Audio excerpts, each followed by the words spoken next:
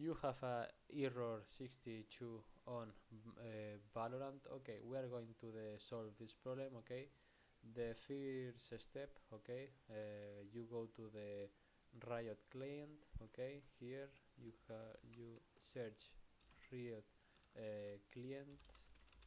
Okay, and you update. Okay, if you have a update on Valorant. Okay, or and you log out and log in. Okay, you go to the Valorant. Okay, and you solve the problem.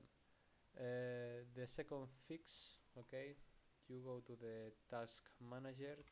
Okay, and here you go to the Valorant and go to the finish task. Okay, and you solve the error VAL 62 on Valorant. Bye bye.